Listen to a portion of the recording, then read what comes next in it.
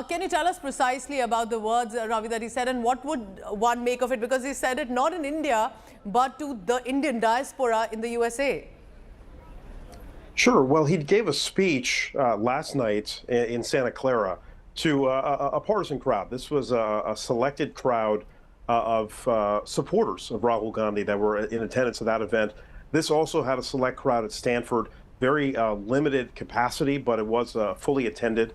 And if you heard last night's speech, which was about an hour in length, he used a lot of the same talking points that he used at Stanford, really leaning on his experience walking around India, talking about, giving anecdotes about the locals that he had met while traveling around India, and talking about the human stories that he faced, which he says changed his life. So yes, those are the takeaways for Rahul Gandhi here in his outreach to the Indian diaspora. It's very interesting that the locations that he's chosen, whether it was Cambridge in the UK, now here it is Stanford and other universities also where it's being planned, that this is the younger diaspora, so to say, the students that he's interacting with. He's reaching out to the diaspora who may have possibly either never seen India or may have recently gone there. So is this also a strategy, do you see here, that he's trying to connect with the younger diaspora of the Indian community in the USA? Yeah, I think it's very clear. I think he made a big point. In fact, there was a Stanford student that posed that question that was read on stage, something along the lines of, why are you coming to the United States to spread your message? Because there aren't a whole lot of opposition party leaders from other countries that go out of their way to court American society at large. And he's doing this robust trip between Silicon Valley, Washington, and New York.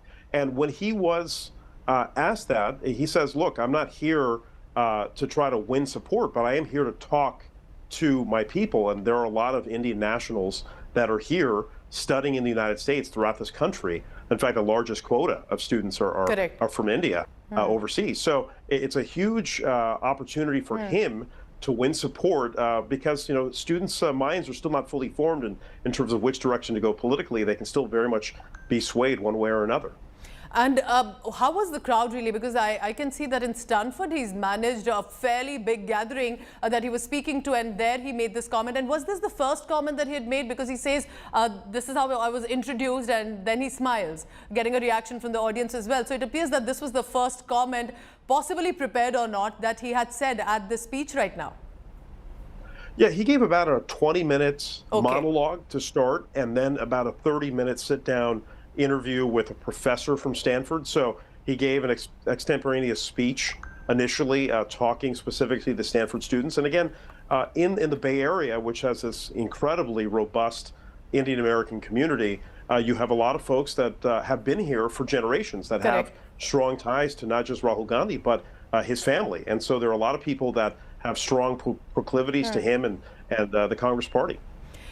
It's also very interesting that Rahul Gandhi makes this comment, and clearly he's targeted the Modi government during most of the comments he's made in the USA, and it's just ahead of Prime Minister Modi's visit to also America in the next few weeks.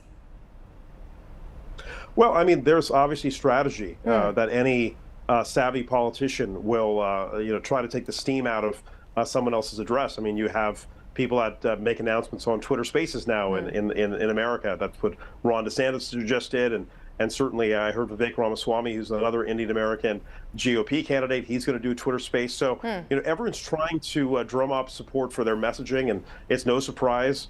The state dinner that is planned for Prime Minister Modi is a very big deal. There's going to be multiple days of events planned in Washington and potentially other cities. I'm hearing New York is also rumored. So that's a very big showcase event for India. And Rahul Gandhi coming here in advance certainly brings him attention, and certainly the fact that you're covering it and speaking to me means that he's getting the eyeballs that he seeks. And he's very clear, he's targeting the Modi government, so he's not mincing word in the USA. There was a lot of criticism of what he had said in the UK about, in some ways, was he defaming India on a foreign soil? Was he asking for foreign interference? But he's continued with those attacks against Modi government, and in many ways saying minorities are threatened as well. I want you to please stay on with me, Ravi Kapur, because I want the viewer to listen in to exactly what Rahul Gandhi said about the disqualification as a member of parliament. This is the first time he's openly addressed it, spoken about it since 24th March 2023. Listen in. I heard in the introduction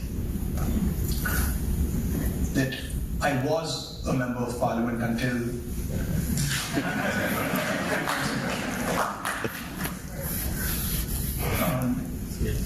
I don't think when I joined politics, 2004, I ever imagined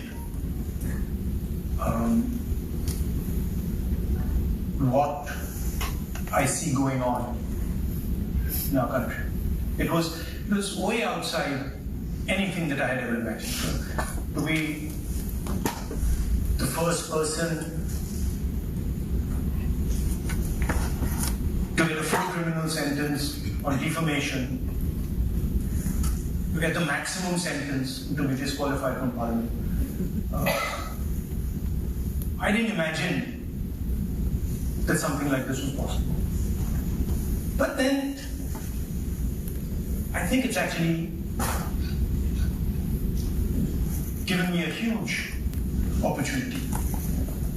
Probably much bigger than the opportunity I would have sitting in parliament. That's just the way politics works.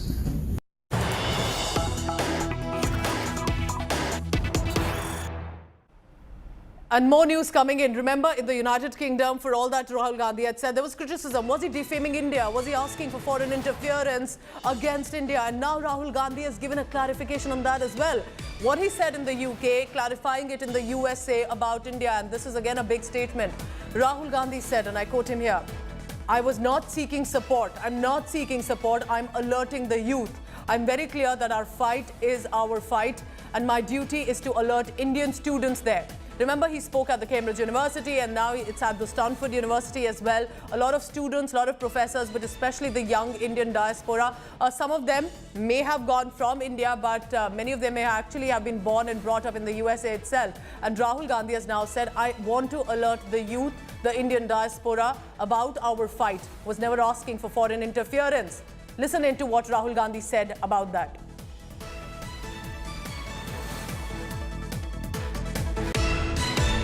I'm not seeking support from anybody. I'm very clear that our fight is our fight.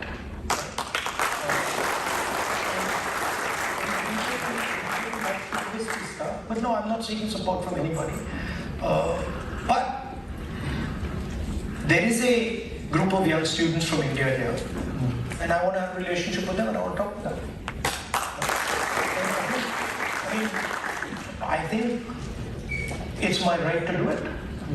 I mean, I don't understand why the Prime Minister doesn't come here and do it. Prime Minister Modi, you're welcome at Stanford anytime. You're welcome.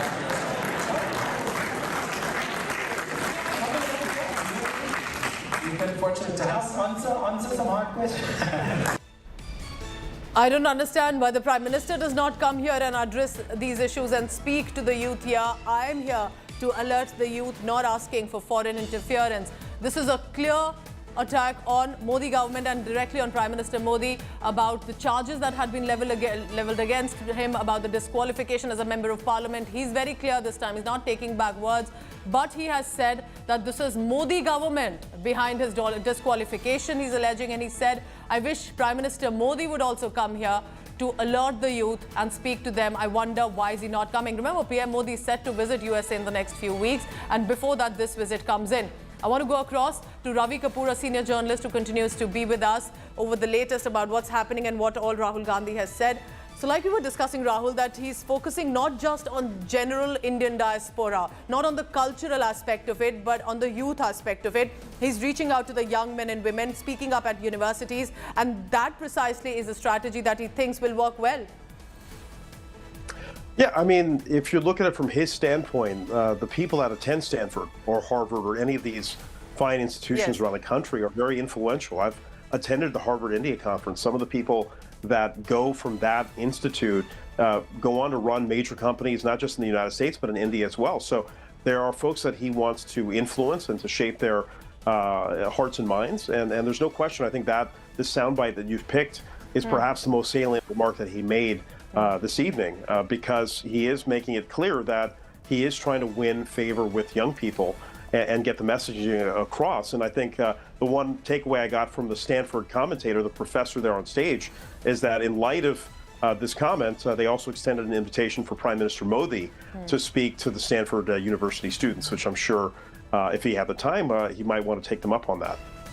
Do you think that that there is this sort of a political strategy as well? It's not going to help him in any ways. He has said, I'm not here to seek votes, but there has to be a strategy that is at play here that will benefit Rahul Gandhi too. That there is an attempt for him to not reach out to the diaspora, but say, I'll go to the universities. I'll speak to the Indian students there. I'll speak to the where the average age perhaps is between 18 to 25. So to say, and that is where I'll tell them what Modi government is doing. What do you think is the aspect here? Because when Prime Minister Modi organizes the Indian diaspora events, I had been to the UK and there was a massive event that was organized a few years ago.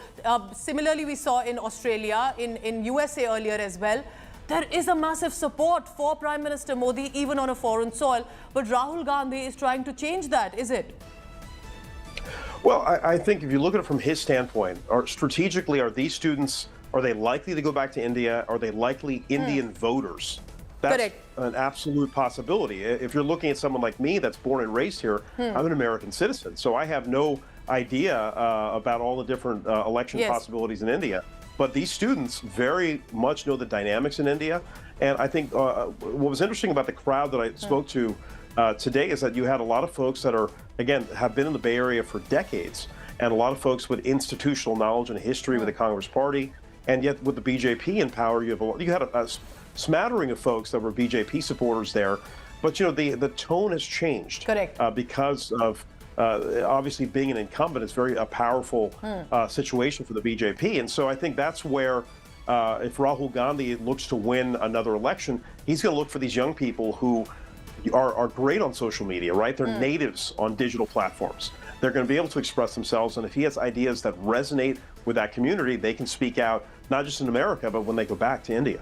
That's a very interesting point that you're making. Perhaps he's looking from for the next few years here on, specifically with the younger crowd. My final question to you, Ravi Kapur, will be about the sort of events that are planned with Rahul Gandhi right now. He's there for the next 1 week as well. He's going to interact much more. Do you think these are the tone and tenor that we should expect from Rahul Gandhi in the next few days as well in the remaining visit of USA? He'll be in Washington as well. Yes, he's heading to Washington next. I've been told that he's attending a private dinner.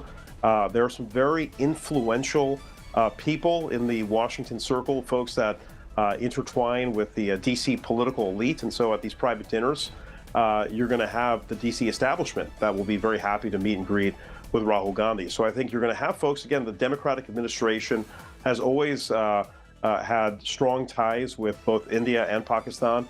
The Gandhi family is well known. And so I would imagine there will be a number of lobbyists and political officials and folks that play that game, because it is a very high-stakes game in Washington, people who do think about the long term, about what will happen in the next election, and they hedge their bets. And they certainly want to make sure that they're friendly with Rahul Gandhi, come what may, whether he's in the next election or not. And I think that's why he'll be feted in Washington, and then he'll be making a stop in New York as well, where there's obviously an enormous community in New York and New Jersey to meet and greet with.